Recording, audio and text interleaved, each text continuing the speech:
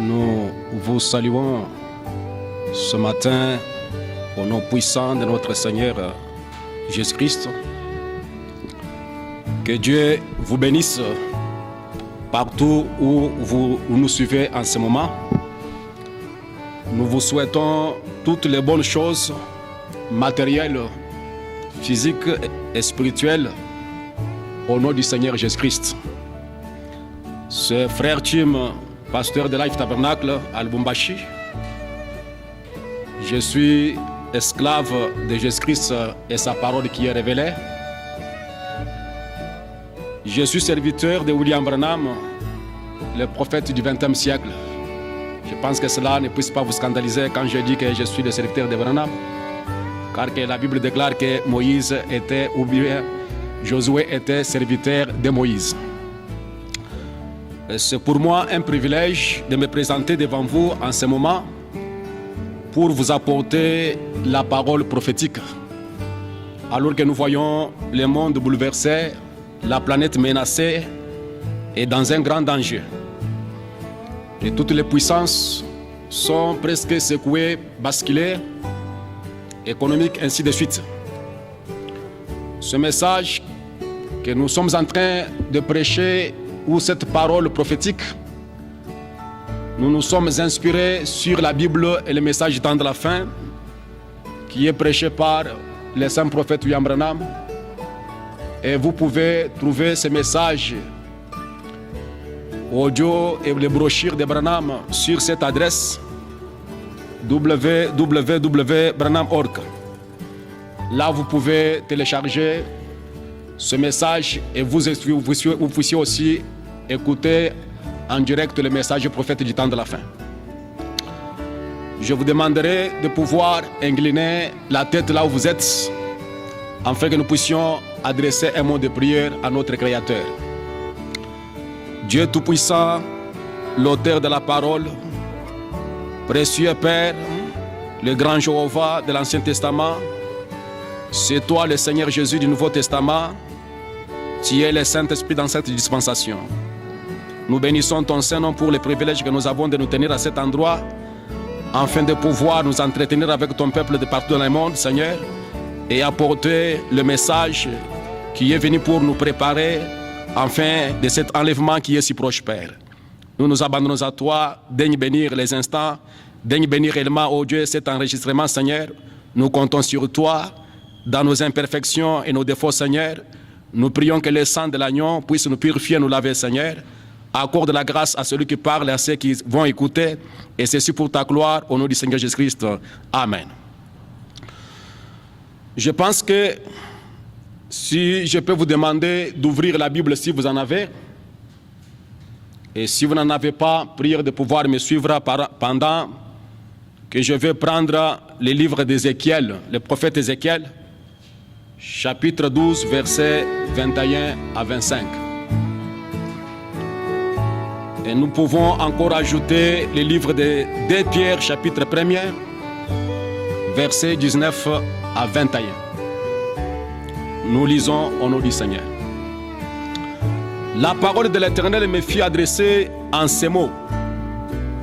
Fils de l'homme, que signifie ce discours moqueur que vous tenez dans le pays d'Israël? Les jours se prolongent et toutes les visions restent sans effet. C'est pourquoi dit l'air, ainsi parle le Seigneur l'Éternel, je ferai cesser ce discours moqueur, on ne les tiendra plus en Israël. Dis-leur au contraire, les jours approchent et toutes les visions s'accompliront. Car il n'y aura plus de visions vaines, ni d'oracles trompeurs au milieu de la maison d'Israël.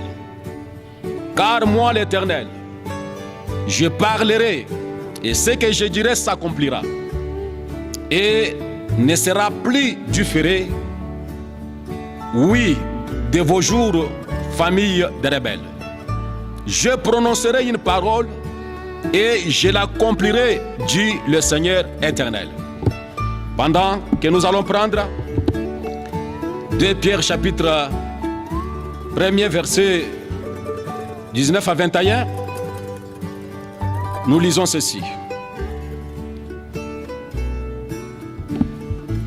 Et nous tenons pour autant plus certaine la parole prophétique à laquelle vous faites bien de prêter attention, comme une lampe qui brille dans un lieu obscur, jusqu'à ce que les jours viennent apparaître et que l'étoile du matin se lève dans vos cœurs.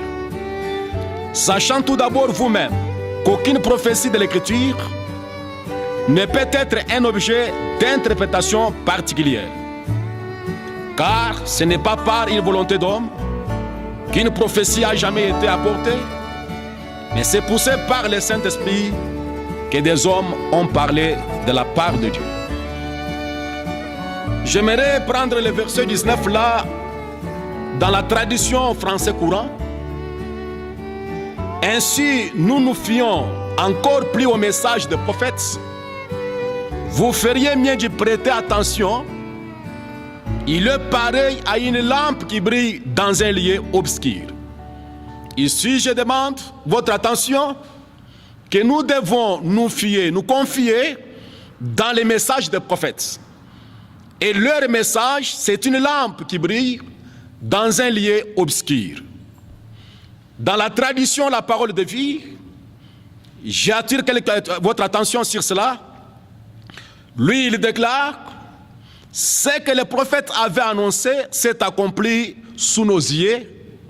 C'est pourquoi nous croyons d'autant plus fermement à leur message. Vous feriez mieux d'étudier attentivement. C'est là que j'attire votre attention.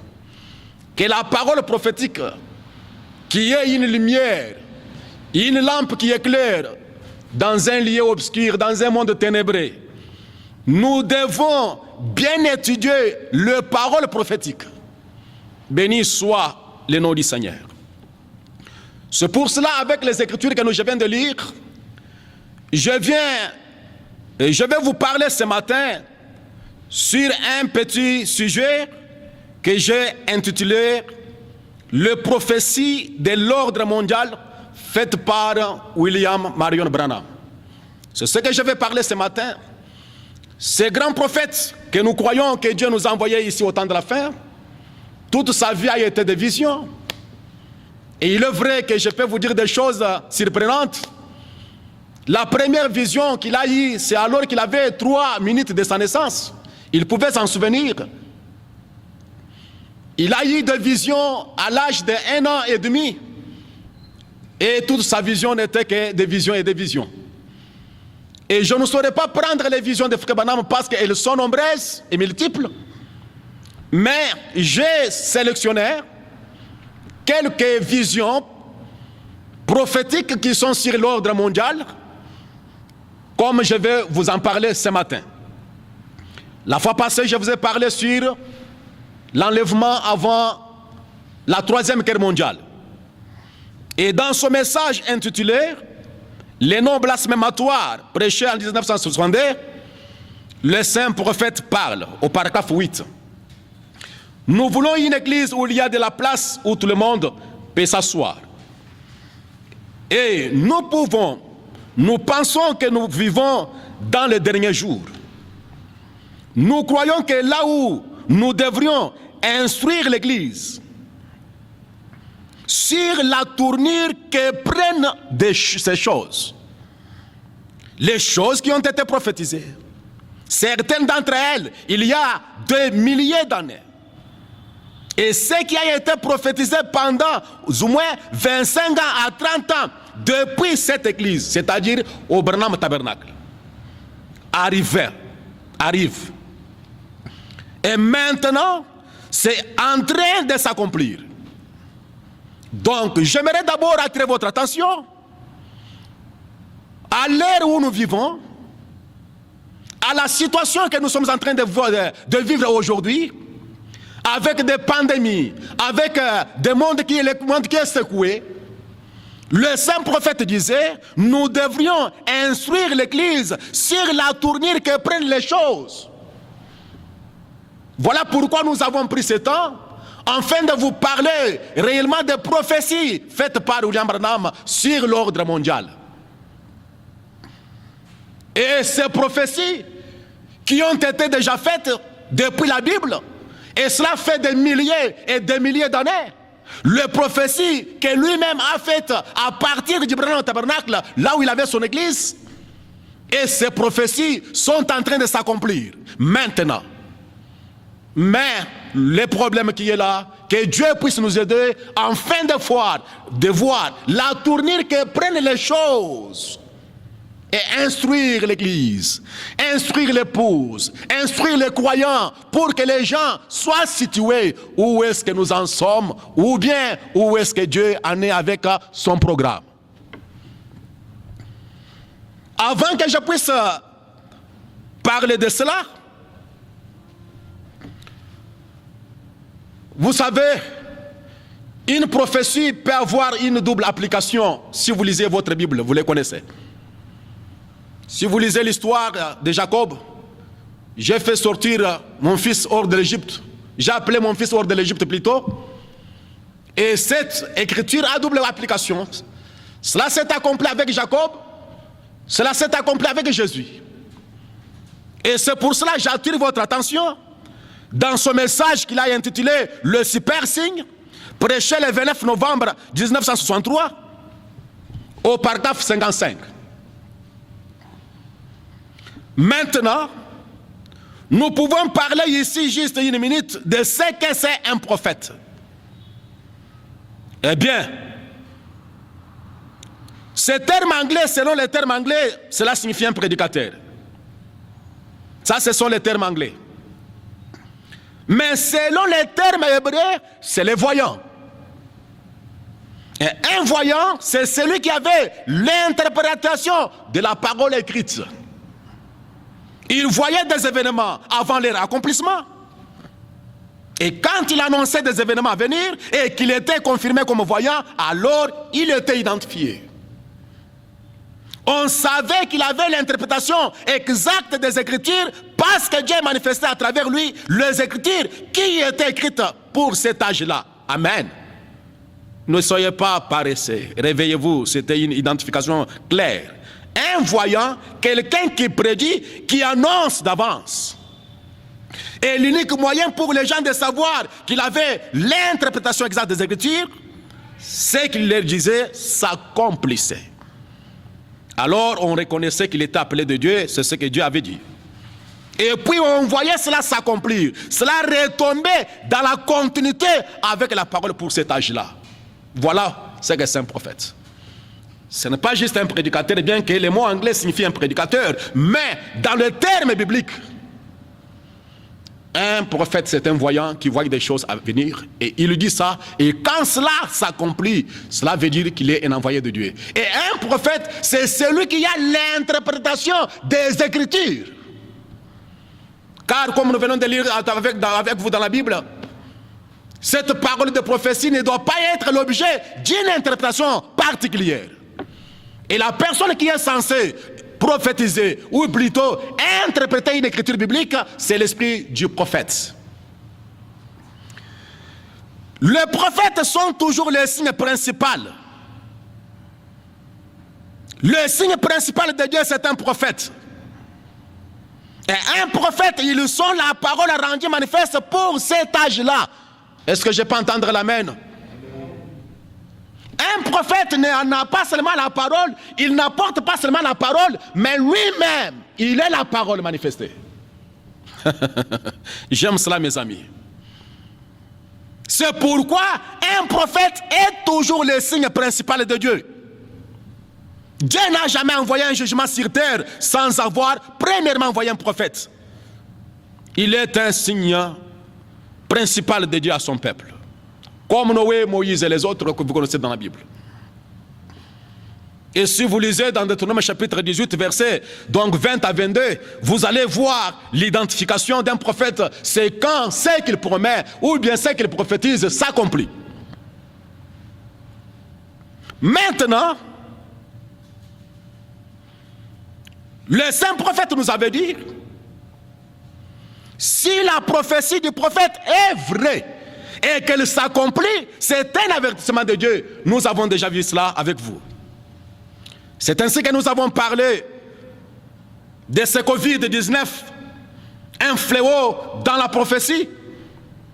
Nous avons récemment parlé sur cette grande vision de l'ordre mondial que le prophète Branham avait eu en 1933.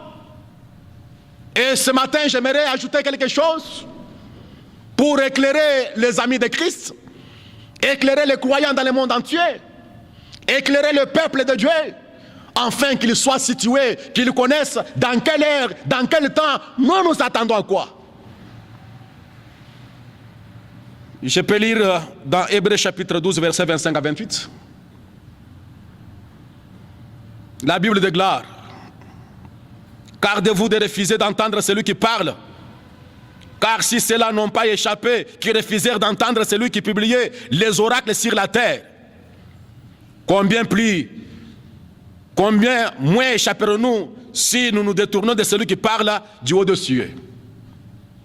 Lui dont la voix alors ébranla la terre et qui maintenant a fait cette promesse, une fois encore, j'ébranlerai non seulement la terre, mais aussi le ciel. Ce mot, une fois encore, indique le changement des choses ébranlées comme étant faites pour un temps, afin que les choses inébranlables subsistent. C'est pourquoi, recevant un royaume inébranlable, montrons notre reconnaissance en rendant à Dieu un culte qu'il soit agréable avec piétueux, avec crainte. Alors que nous avons vu cette vision faite par Frère Branham, là, en 1933, permettez un peu la tautologie. Je vais prendre quelques paroles pour éclairer cela, afin que ceux qui me suivent aujourd'hui puissent réellement se ressaisir et comprendre de quoi nous parlons encore. Dans Exposé des âges, page 322, le message prophète est en train de parler.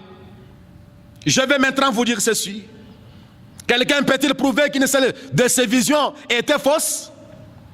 Ne sont pas-elles toutes accomplies? Oui, chacune d'elles s'est accomplie. Ou est en train de s'accomplir maintenant. Mussolini a réussi à envahir l'Éthiopie. Puis il est tombé et a tout perdu. Hitler a déclenché une guerre qui n'a pas pu terminer. Il est mort mystérieusement.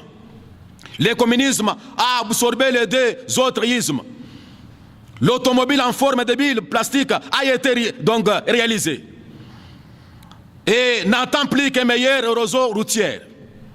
Les femmes sont à peu près nues à se mettre même à porter des maillots de bain qui ne couvrent pas leur poitrine.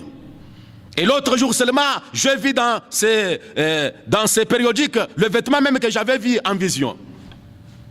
Le Christ catholique est en train de se lever. Nous avons eu un président catholique et nous en aurons sans doute un autre. Que reste-t-il?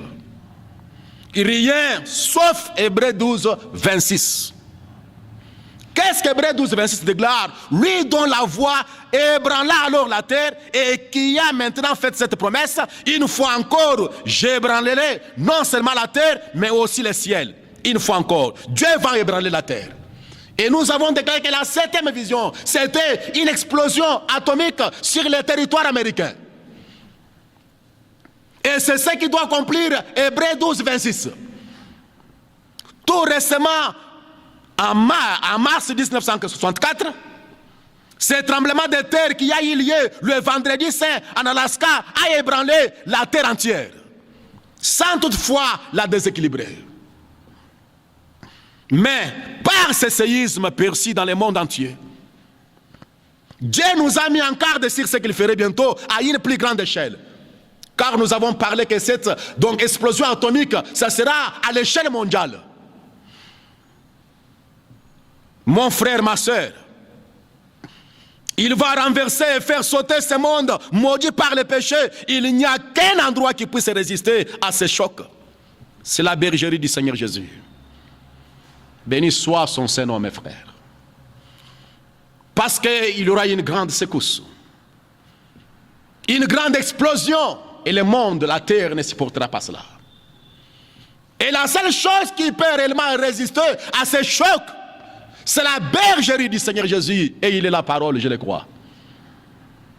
Et je vous en supplie, pendant que vous pouvez encore bénéficier de la miséricorde de Dieu, de donner toute votre vie sans aucune réserve, mon frère et ma soeur, à Jésus-Christ, le berger fidèle qui vous sauvera, qui prendra soin de vous et qui vous fera paraître dans la gloire irréprochable et dans l'allégresse. Qu'est-ce qui reste sinon Hébreux 12, 26. Encore une fois, il ébranlera non seulement la terre, mais aussi le ciel. Maintenant, j'aimerais ajouter quelques paroles prophétiques de l'ordre mondial, faites par ces saints messagers prophètes. Car un prophète est reconnu par l'accomplissement de ce prophète, de ces prophéties. Nous venons de lire avec vous, la Bible déclare qu'il n'y aura pas de vision vaine, ni d'oracle trompeur au milieu de la maison d'Israël. L'Éternel nous a dit, je prononcerai une parole et je l'accomplirai, dit le Seigneur éternel. Et laissez-moi prendre dans Jérémie chapitre 28, verset 5 à 9. Jérémie le prophète répondit à Ananias le prophète en présence des sacrificateurs et de tous les peuples qui se tenaient dans la maison de l'Éternel. Jérémie le prophète dit Amen, que l'Éternel fasse ainsi, que l'Éternel accomplisse les paroles que tu as prophétisées et qu'il fasse revenir de Babylone en ce lieu les incessiles de la maison de l'Éternel et tous les captifs. Seulement, Ananias, écoute la parole que je prononce à tes oreilles et aux oreilles de tous les peuples. C'est un prophète qui s'adressait aussi à un autre prophète. Et je pense que le monde est rempli de prophètes. Les prophètes modernes, les prédicateurs de l'évangile aujourd'hui, ce sont des prophètes. Mais laisse-moi me placer à la place de Jérémie pour répéter la parole prophétique pour vous. Les prophètes qui ont parcouru, qui ont apparu avant moi et avant toi, dès les temps anciens, ont prophétisé contre des pays puissants et des grands royaumes la guerre, le malheur et la peste. Mais si un prophète prophétise la paix, c'est par l'accomplissement de ce qu'il prophétise qu'il sera reconnu comme véritable envoyé par l'Éternel. Là, vous regardez dans ce livre, dans le livre de Jérémie, pendant que Ananias donnait des fausses prophéties au peuple, encourageait les gens, dans 2 ans, nous allons rentrer. Mais le prophète Jérémie est allé étudier les prophéties d'autres prophètes. Et laissez-moi vous en parler, mes frères. Je ne vais pas effrayer le monde. Je ne vais pas effrayer les croyants. Mais je vous donne des avertissements. Ce n'est pas le temps de vous effrayer. Mais si vous êtes censé être effrayé, vous êtes en train d'être effrayé réellement si vous n'êtes pas en Christ. Soyez effrayés. Mais ceux qui sont en Christ ne sont pas effrayés. Mais au contraire, le temps de rédemption approche. J'aimerais d'abord voir que tout ce que nous sommes en train de parler aujourd'hui, nous sommes des prédicateurs, nous sommes des prophètes, nous sommes des serviteurs de Dieu, mais il y a eu des prophètes qui ont à parler avant nous. Le prophète Michée devait se référer à la prophétie d'Élie. Jérémie devait se référer aux prophéties d'autrefois. Et maintenant, ici, au temps de la fin, Dieu nous a envoyé un puissant messager, un puissant prophète du nom de William Branham. Et nous devons étudier les prophéties pour avertir le peuple de Dieu. Béni soit le nom du Seigneur Jésus. Maintenant, dans un message intitulé « Les témoignages », prêché le 3 décembre 1953, il est en train de prier. Notre Père Céleste, nous te sommes reconnaissants de ce que tu as de ce que tu es toujours Dieu et que tu ne changes pas. Ton grand amour pour l'humanité n'a jamais changé. Tes grandes promesses demeurent d'éternité en éternité. Et ce que tu as promis là, autrefois, demeure autant valable aujourd'hui que les jours où tu avais fait cette promesse. Chaque promesse divine est appuyée par un amen. Et nous en sommes très reconnaissants. De savoir que toutes ces prophéties et autres, la plupart d'entre elles ont un sens composé. C'est là que j'attire votre attention. Que les prophéties de la Bible, les prophéties faites par les prophètes peuvent avoir des sens composés. Maintenant, je vais entrer dans mon sujet. Les prophéties de l'ordre mondial faites par le révérend William Branham. Laissez-moi lire dans son message qu'il a intitulé « Question-réponse numéro 4 », prêché le 30 août 1964. Je prends paragraphe 177 jusqu'à 180. Il y a des années, environ 30 ans, j'ai donné une prophétie disant qu'il y aurait dans les derniers jours des maladies parmi les animaux, parmi les bétails et les œufs, même les œufs. Il arrivera qu'il y aura des œufs qui ne seraient pas bons à manger. Aussi, il arriverait que les gens qui vivent dans ces vallées, maintenant, souvenez-vous, j'ai prophétisé cela il y a 30 ans, que cela arriverait que les gens qui vivent depuis longtemps dans des vallées, j'ai demandé aux chrétiens de déménager de la vallée et de ne pas manger différentes viandes et des choses comme cela seraient toxiques, que ce sera dangereux. Je crois que c'est ainsi que j'avais prophétisé pour les gens de vivre dans des vallées. Maintenant, c'est avant qu'il y ait des retombées radioactives ou qu'on sache quoi que ce soit au sujet des retombées radioactives. Mais c'est le Saint-Esprit qui m'avertissait. Et en ce moment même, notre bétail, vous voyez, qu'on les a retirés du marché. Le fait d'être aspergé de ce type d'insecticide a introduit quelque chose dans des vaches. Paragraphe 480.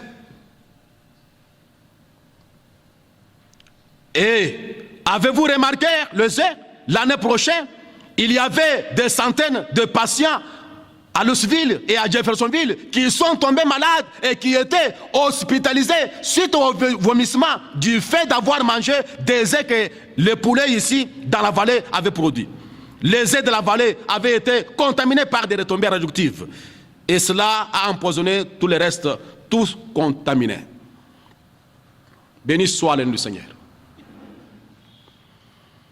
Je viens vous faire voir que les prophéties de la Bible, les prophéties des prophètes, peuvent avoir un sens composé. Et William Branham a prophétisé depuis longtemps qu'il y aurait dans les derniers jours des maladies parmi les animaux, parmi les bétails.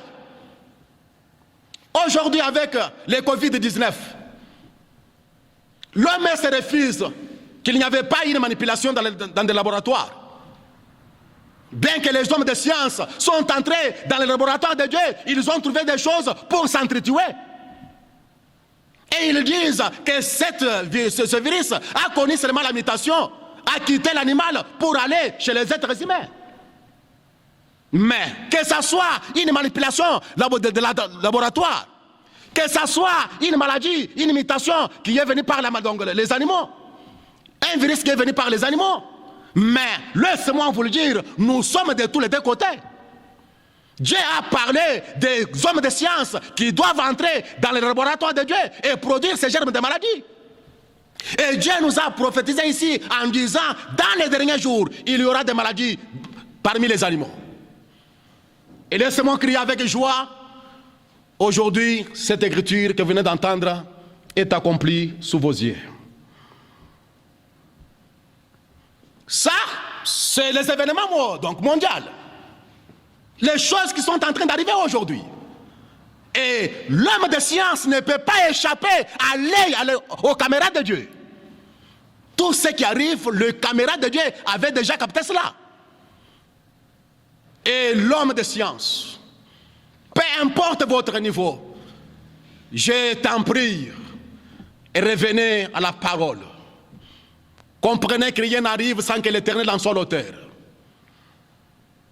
Passons à une autre prophétie de l'ordre mondial. Là, nous sommes en 1935. Le grand prophète a eu une vision et il a prophétisé que dans le dernier jour, la mer s'effrayera un chemin dans le désert. Et cela a été écrit dans un livre. Arrivé en 1965, pendant qu'il prêchait dans un message intitulé « Le choix d'une épouse », et qu'il recommandait ou réprimandait le péché de Los Angeles, c'est alors qu'une prophétie sortit en disant « Capernaum, Capernaum ». Et vous connaissez l'histoire, je vais vous lire cela. Et cela accomplissait ce que Frère Branham avait vu en 1935. La mer s'effrayera un chemin dans le désert. Écoutez-moi, je vais lire attentivement cela. Je suis dans les messages à rendre un service à Dieu en dehors de sa parole, en dehors de sa volonté. Prêché le 18 juillet 1965. Vous qui prenez les bandes sur le choix d'une épouse, qui a été prêché en Californie, pendant les dernières minutes de cette bande, je ne me souviens pas d'avoir été là, mais l'Esprit du Seigneur s'est manifesté surpuissamment. Je condamnais leur façon de vivre et d'agir après que l'Évangile leur avait été prêché et proclamé tant de fois. Et tout à coup, le Saint-Esprit a parlé fort et dit « Capernaum, voyez-vous, toi ville qui t'appelle du nom des anges, il s'agit de Los Angeles. Tu t'es élevé jusqu'au ciel, mais tu seras abaissé jusqu'au jour de mort, au séjour des morts. Voyez-vous » Et puis après cela, lorsque ce fut terminé, oh, là j'étais dehors. Je suis allé, et frère Mosley et Billy étaient avec moi. Je suis entré, j'ai regardé, tout le monde par terre était plein de prédicateurs qui sanglotaient. Je suis allé, j'ai pris les Écritures, j'ai dit, il y a quelque chose à ce sujet dans la Bible. Et c'était Jésus qui réprimandait Capernaum, toutes les villes côtières qu'il avait visitées. Bien, il dit Capernaum, toi qui s'est levé jusqu'au ciel, tu seras abaissé jusqu'au séjour des morts. Vous connaissez l'histoire. Et à ce moment-là, Sodome et Gomorrhe s'est trouvé au fond de la mer. Juste après cela, peut-être un siècle ou quelque chose comme ça. Après la prophétie de Jésus, Capernaum s'est retrouvé dans la mer. Dans d'autres endroits, il dit 100 ans après cela, donc Capernaum est englouti. Voyez-vous, c'était une réponse directe en rapport avec Californie. Madame Simpson, elle était là prendre une prophétie que j'avais donnée vers 1935. Quelque chose comme ça, qui disait, le temps viendra, c'est écrit dans un livre quelque part, où la mer s'effrayera un chemin dans le désert. Et aujourd'hui, tout le monde connaît l'histoire de Los Angeles. C'est sans doute, vous connaissez l'histoire. Qu'est-ce que c'est? C'est la parole prophétique en train de s'accomplir. Et un prophète est reconnu par l'exactitude de ses prophéties. Et les prophéties des prophètes ont un sens composé. Béni soit le nom du Seigneur. Honteux de lui, il dit, j'ai alors prophétisé, Los Angeles ira au fond de la mer. Pendant que j'étais en Afrique, il y a un tremblement de terre et les hommes de science, vous avez vu cela? C'est lors d'une émission télévisée, on a vu de grands et de belles maisons de Los Angeles qui s'écroulaient ainsi qu'un mortel et tout. Depuis ce tremblement de terre, il y a eu donc dans la terre une fissure de 2 ou 3, 5 ou 8 cm. Elle part depuis l'Alaska, contourne l'île contournant cette île, s'avançant jusqu'aux distances d'environ 150 ou 200 miles, 240 km. Et dans la mer, elle revient jusqu'à San Diego, passant en Californie, à Los Angeles, et ressort juste au-dessus de la partie du nord de la Californie. Et dans une ville appelée San José, juste là en dessous. Les hommes de science, l'homme de science a dit juste en dessous de cela, il y a de la vallée de la lave qui bouillonne. Je n'ai pas le temps de pouvoir entrer en cela. Ça, c'était la prophétie faite pour Los Angeles. En 1935, la mer s'effrayera un chemin vers dans le désert. Qu'est-ce qu'il avait prophétisé? Je suis dans le message de l'unité, prêché en 1962, paragraphe 127. J'ai une prophétie à la maison. Un de ces jours, je vais vous la lire. Vous vous demandez pourquoi je cogne sur les femmes, comme je l'ai dit, il y a 30 ans. J'ai reçu l'ainsi dit le Seigneur. Il y a 30 ans, quand je suis entré dans le ministère, il m'avait dit que dans les derniers jours, les femmes seraient très immorales et seraient accusées d'être les créatures les plus souilleuses sur la terre. C'est vrai. La femme a commencé cela au commencement et Satan l'a utilisé à la fin. Observez ce qui se passe aujourd'hui. Il est dit, elle continuera à se déshabiller. Il n'y aura qu'un petit troupeau, un petit groupe, celui des véritables élus, le prédestiné qui échapperont à cela. Et pendant que je vous parle, mes amis, de toutes les créatures qui sont sur la terre des vivants, il n'y a pas une créature qui soit corrompue, qui soit polluée, qui soit corrompue jusqu'à Moël. C'est une femme. Et regardez sur vos télévisions aujourd'hui. Elles sont nées sur vos télévisions. Et regardez sur le net comment la femme s'est dégradée. Et quand la femme arrive à ce moment-là, c'est cela qui suscite la colère de Dieu. Et tout cela, c'est la prophétie accomplie. Et quand une prophétie est accomplie, c'est un avertissement. Là, nous pouvons encore avancer. Dans le message, et tu ne le sais pas, au paragraphe 45, c'est prêchant 1965, je vais prophétiser à votre intention quelque chose, juste avant que cela n'arrive. Le monde entier est en train d'avancer d'aveuglette dans la folie. Et cela ira sans cesse en empirant, si bien que jusqu'à la fin, ce sera une vraie bande de fous. C'est la prophétie faite par William Branham. Que le monde est en train d'avancer dans l'aveuglette, dans la folie. Et nous allons nous retrouver avec une génération, une bande de fous sur le monde entier. C'est pratiquement le cas aujourd'hui, dit le messager. Pouvez-vous vous imaginer un homme qui roule, tout le feu éteint et du mauvais côté de la route?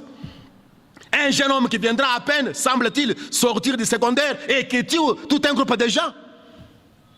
Un enfant qui sort de l'école et qui braque les armes sur ses parents et qui les tue. C'est quoi ça? Une génération de fous. Le monde va attraper une folie générale. Et pendant que nous parlons, même les grandes organisations, même les grandes autorités sont des fous aujourd'hui. Laissez-moi dire cela. C'est eux qui dirigent le monde. Et Frère Branham déclare, l'un de ces 4 matins, un de ces fous va appuyer sur la cachette et le monde va éclater. Pourquoi l'humanité a attrapé la folie générale? Les choses qui se font aujourd'hui, c'est insupportable, qu'on ne pouvait pas supporter dans les années d'autrefois. Mais qu'est-ce qui amène cela? Sous forme du modernisme, c'est la folie qui attrape le monde, que le monde a attrapé. Laissez-moi avancer. Avec les prophéties faites par Frère Branham sur l'ordre mondial. Je suis dans la marque de la bête, mes amis. J'attire votre attention afin que vous puissiez voir l'ère dans laquelle nous vivons. Alors que nos églises nous encouragent, nous arrivons dans nos églises, ainsi de suite, nous on danse, on crie, mais on ne sait pas l'ère dans laquelle nous vivons. On nous parle de l'argent du matin au soir. On nous influence pour devenir des grands hommes influents. C'est bien, je ne refuse pas cela. Mais messieurs, quel est-il? C'est ça ma question. La marque de la bête prêchait le 13 mai 1954, au paragraphe 137. Les saints prophètes parlent, mes amis. Oh, j'aime l'écriture qui dit, ou la tradition, la parole vivante, que nous devons étudier les prophéties des prophètes. Attentivement les étudier. Rappelez-vous, j'ai dit ceci en tant que le prophète de Dieu. L'Empire russie lâchera un genre de bombe atomique sur la cité du Vatican et la détruira en 1 heure. Est-ce que je peux entendre l'amen? Ainsi dit le Seigneur. Pourquoi Dieu a suscité Nebuchadnezzar pour corriger Israël qui était le peuple de Dieu quand Israël s'est corrompu? Et le même Dieu qui avait suscité des rois étrangers pour détruire Israël, pour punir Israël, il a suscité donc la Russie pour venger le sang des saints que l'Église catholique a tant répandu. Et ainsi dit le Seigneur, l'Empire russe lâchera un des genres de bombes atomiques sur la cité du Vatican et la détruira à 1 heure. Je le crois de tout mon cœur, mes amis.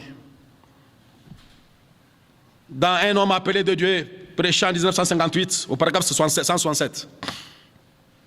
Maintenant, c'est la fin de la dispensation des nations. Et la Russie, le communisme, possède également une bombe dirigée droit vers elle, vers le Vatican.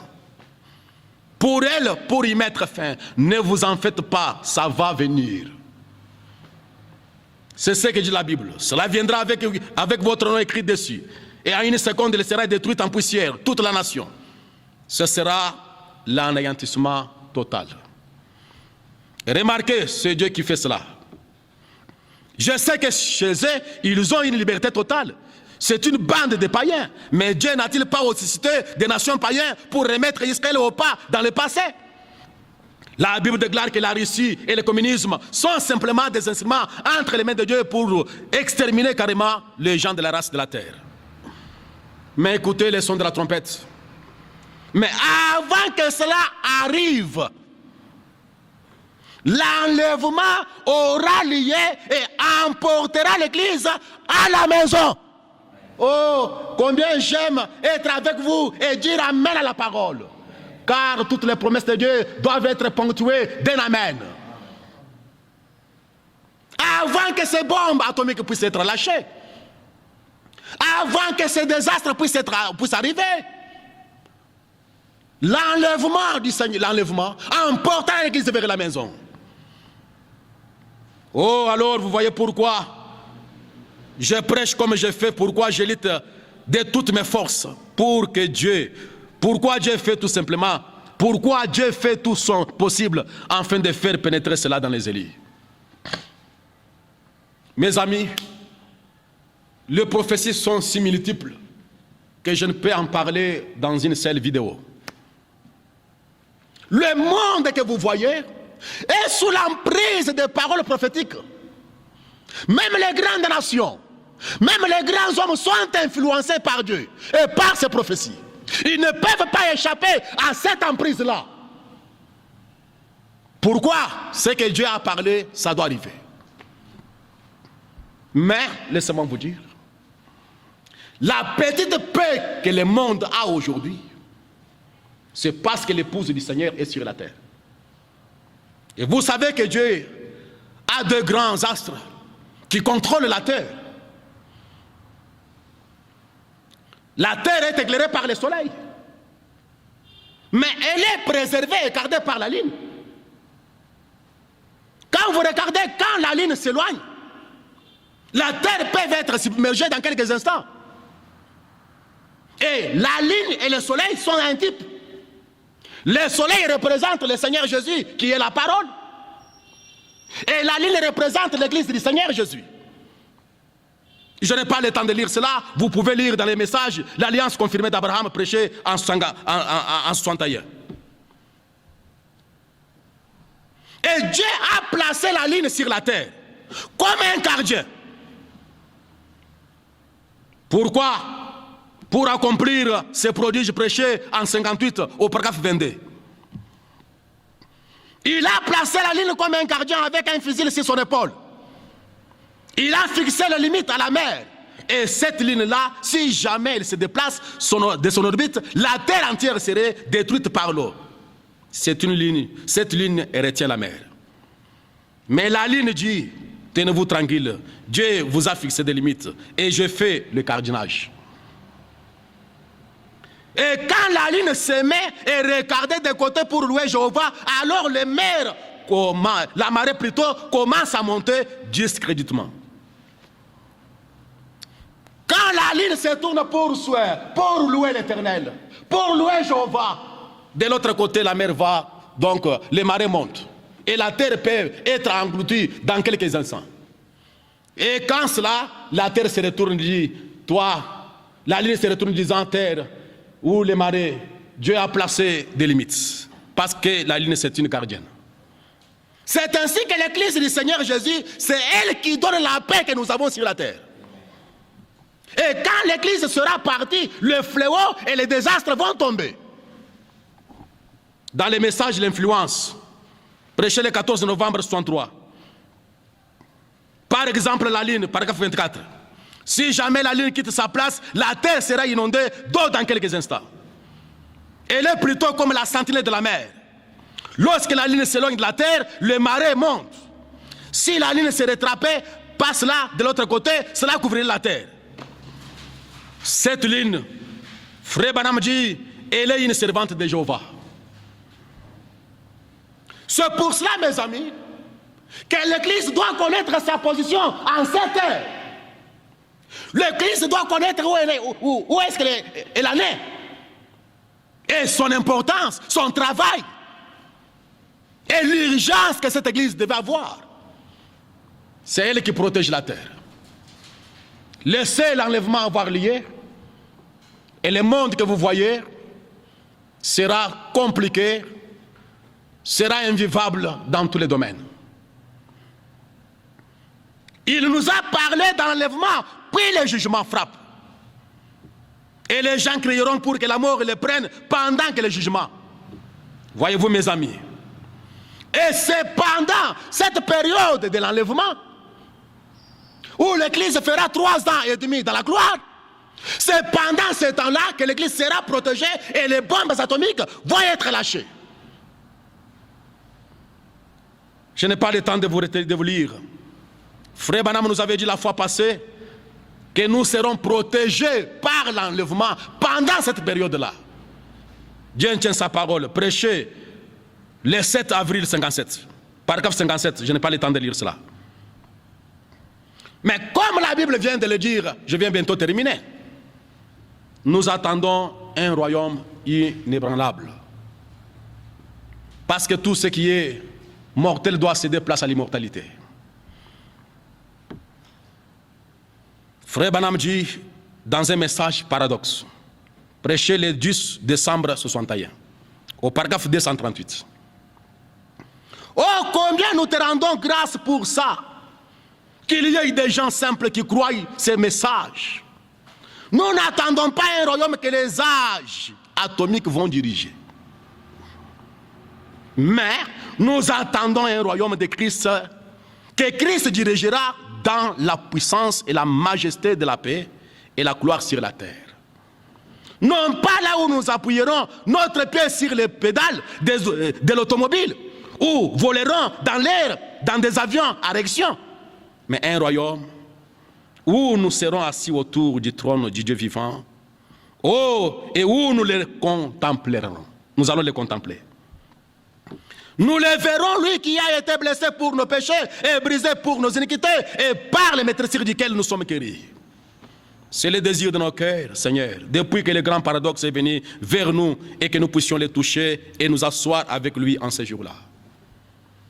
Nous attendons un royaume qui ne sera pas dirigé par cet âge atomique, où vous allez mettre votre pied sur le pédale et rouler et faire des accidents, où on va vous donc rouler, aller dans les airs et faire des crashs et appelez cela votre millénium, le royaume de Dieu. Vous allez réfléchir un de ces 4 matins et revenir à la parole. Mais qu'est-ce qui doit être essentiel? Tout ce que je viens de dire là, ce sont des informations. Mais l'information ne vous sauve pas. Je peux vous dire telle chose va arriver, telle chose va arriver, mais c'est bien. Mais ça va vous servir à quoi si vous n'êtes pas préparé? La chose indispensable, c'est de trouver une touche du Dieu vivant dans votre cœur qui va honorer cette parole. La chose la plus indispensable, c'est de vous mettre à genoux, de vous mettre à l'autel, d'établir votre autel jusqu'à ce que le baiser de Jéhovah tombe dans votre cœur et que vous receviez dans votre âme quelque chose qui va honorer la parole de Dieu. Car dans Malachie chapitre 1er, verset 6, la Bible déclare: un fils honore son père, un serviteur honore son maître. Si je suis père, où est l'honneur qui m'est dû? Si je suis maître, où est la crainte qu'on a de moi? Dieu l'Éternel des armées, à vous sacrificateurs qui méprisez mon nom et qui dites: en quoi avons-nous méprisé ton nom? Un père, un fils honore son père, un serviteur son maître. Et le Fils de Dieu doit honorer leur Père. Et notre Père, c'est Jésus. Mais la parole est révélée.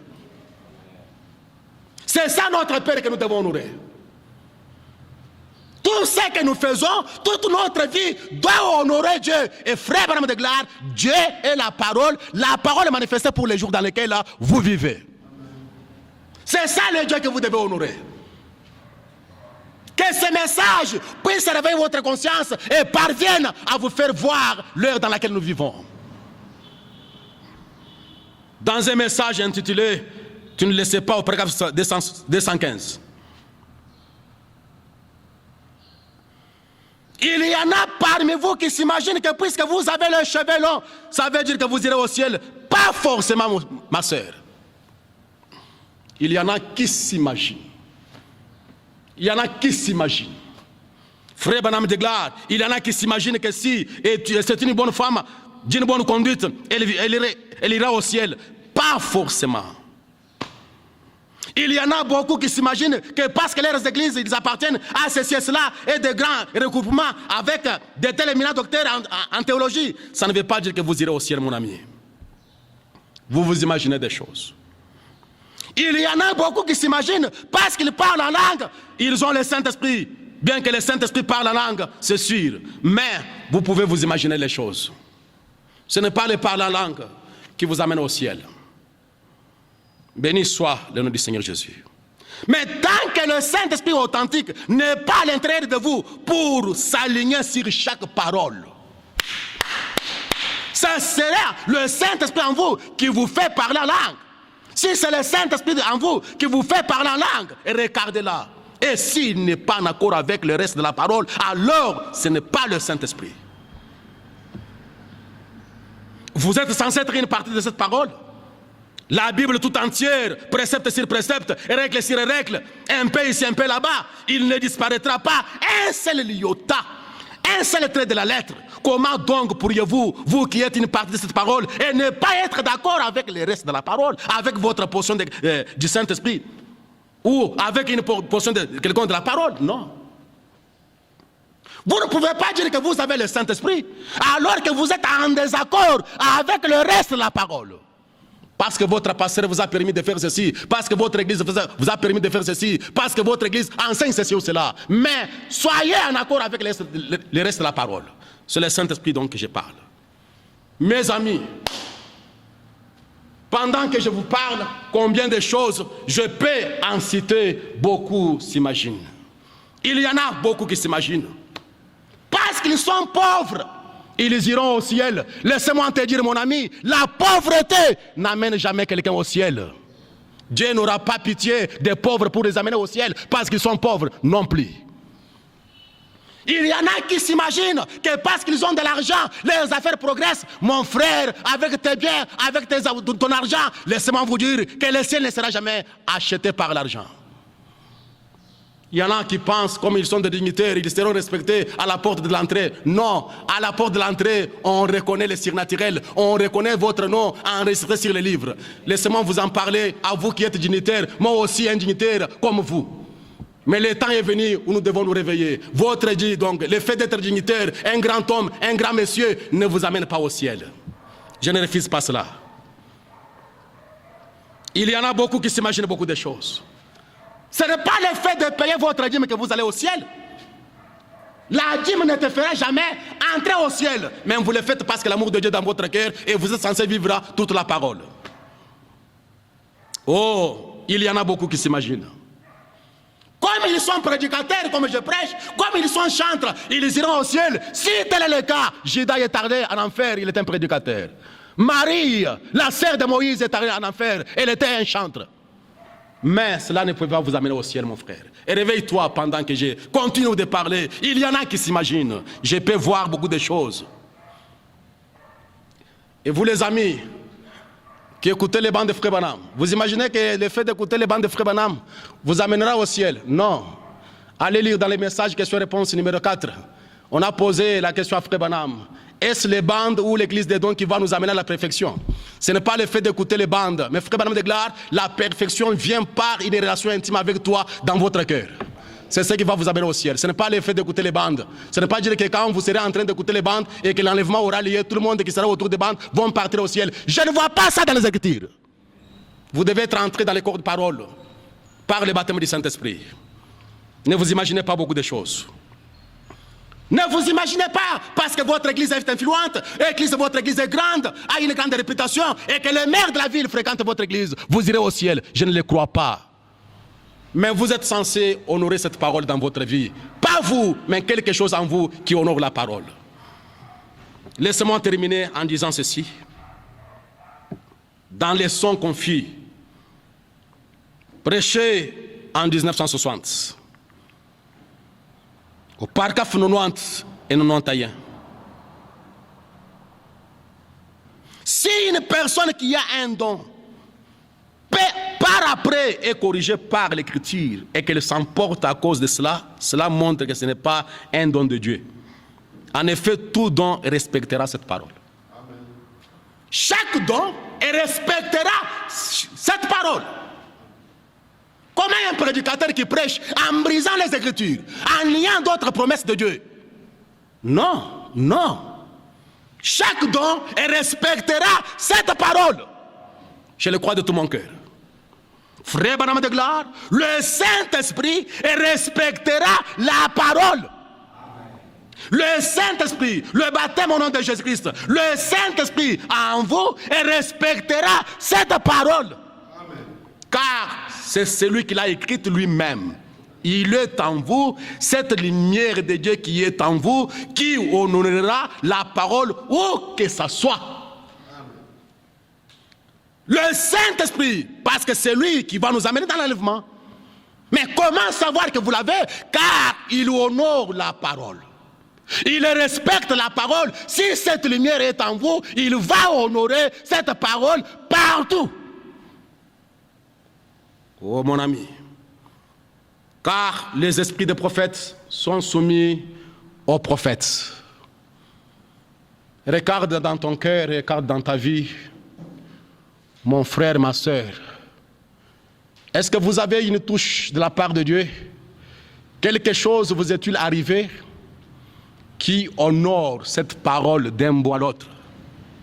Précepte sur précepte, l'ordonnance sur l'ordonnance, règle sur règle. C'est cela le Saint-Esprit. Et laisse-moi dire, si vous avez la chose dont je parle ici, c'est la preuve pour moi qu'un de ces 4 matins, vous irez dans l'enlèvement. Le Saint-Esprit, cette parole en vous, ne peut pas nier la parole. Moi, je lis la parole. Vous dites, mais frère, pourquoi frère Tim insiste sur ça? Pourquoi il a dit là? Il a dit ça. Ce que j'ai dit là, ce n'est pas la parole. Vous ne la lisez pas dans votre Bible. Vous ne trouvez pas ça dans votre message que vous croyez. Et réfléchissez. Il est temps que nous puissions revenir à Dieu. Il est temps que nous puissions tomber à genoux là où nous sommes. Il est temps que nous puissions rassembler notre famille, à rassembler les enfants, à rassembler les gens qui sont dans votre maison et prier, demandant le Saint-Esprit, sachant de quoi vous demandez. Qu'est-ce que vous demandez? Quelque chose en vous qui va honorer cette parole. C'est là que je vous en prie. peuple de Dieu, les élus de Dieu, les enfants de Dieu, les autorités, les dirigeants du monde, le chef du quartier, les dirigeants des églises, tombez à genoux jusqu'à ce que vous ayez quelque chose en vous qui vous aidera, à vous les prédicateurs, de prêcher la totalité de la parole. Et ne pas faire de compromis à cause d'une organisation qui vous soutient, qui vous donne à manger.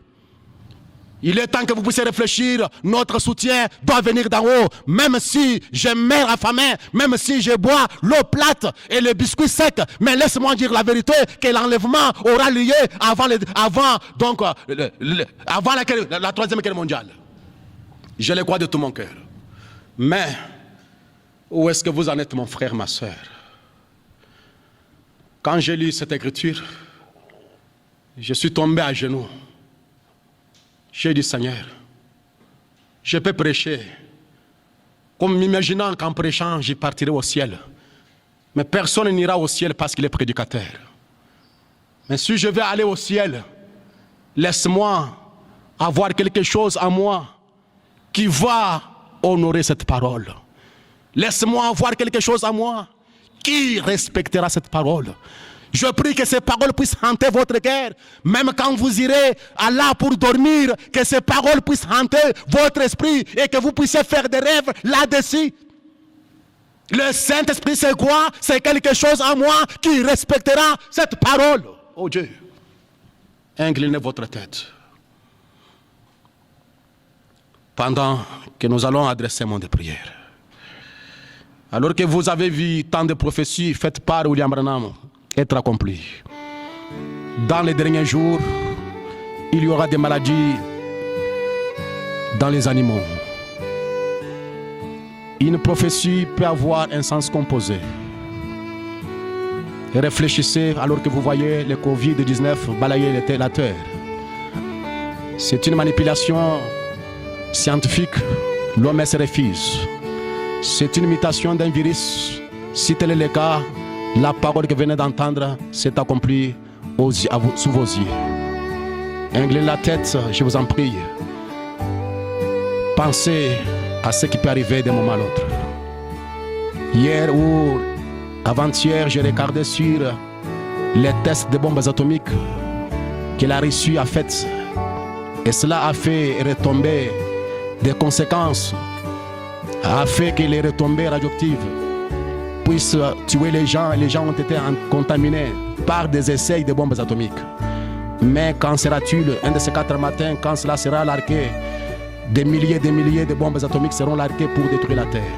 Où est-ce que votre âme sera? Où est-ce que tu seras avec votre famille, avec votre chère épouse, avec les enfants que tu aimes, avec ton papa, avec ta maman, avec ton pasteur? Tout ça, où est-ce que vous serez en ce moment-là quand toutes ces bombes seront larguées? Est-ce que vous serez parti dans l'enlèvement? Qu'est-ce que vous amène dans l'enlèvement? Quelque chose en vous qui respectera cette parole. Bienveillant, Jésus-Christ notre Dieu, l'auteur de la parole infaillible, précieux roi, Dieu plein de miséricorde, tu n'envoies jamais le jugement sans avoir envoyé l'avertissement, Père. Nous avons nos mains levées vers toi, nos cœurs dans une méditation profonde, Seigneur, et nous t'en supplions en ce moment de visiter nos âmes, Seigneur, de nous accorder quelque chose qui soupire après la parole, Seigneur, quelque chose qui va honorer cette parole partout et en toutes choses, ô Dieu, Seigneur. Bénis cette parole dans cette maison où la bande est en train d'être écoutée. Bénis cette intervention dans les bureaux, là où cela est écouté, Seigneur. Bénis cette parole, Seigneur, là sur la route où les gens sont en train d'écouter, Seigneur. Bénis cette parole là où les groupes des hommes et des femmes sont en train d'écouter, Seigneur. Et répands sur eux, Seigneur, la bénédiction du Père, le Saint-Esprit, notre Père de gloire. Fais-les naître de nouveau dans le corps de la parole, Seigneur. Laisse-les entrer dans le corps de Christ par le baptême du Saint-Esprit de gloire. Que dès ce jour, Seigneur, que quelque chose se passe en eux, Seigneur, la parole de Dieu puisse manifester son caractère et que cela puisse, oh Dieu, accorder à chacun, Seigneur, le désir de pouvoir vivre toute la parole et d'honorer cette parole d'un mot à l'autre, de la Genèse à l'Apocalypse, notre Père de gloire, oh Dieu. Nous nous soumettons à ta disposition, notre Père de gloire, Seigneur Jésus. Nous nous abandonnons à toi, Seigneur. Si nous ne sommes pas là où nous devrions être, Seigneur, prière de pouvoir nous amener à la paix de gloire par ton bras puissant, Seigneur, par l'influence de la parole du Seigneur Jésus. Oui, Père, nous nous recommandons à toi, Seigneur. Bénis-nous tous, Seigneur, notre Père de gloire. Bénis réellement, oh Dieu, tout le monde, Seigneur, quelle que soit sa position, quelle que soit sa condition sociale, Père, que cette bénédiction, Seigneur, puisse être répandue sur lui, Seigneur. Nous avons demandé ceci au nom du Seigneur Jésus, lui qui exauce la prière, et nous disons Amen. Que le Seigneur Dieu vous bénisse.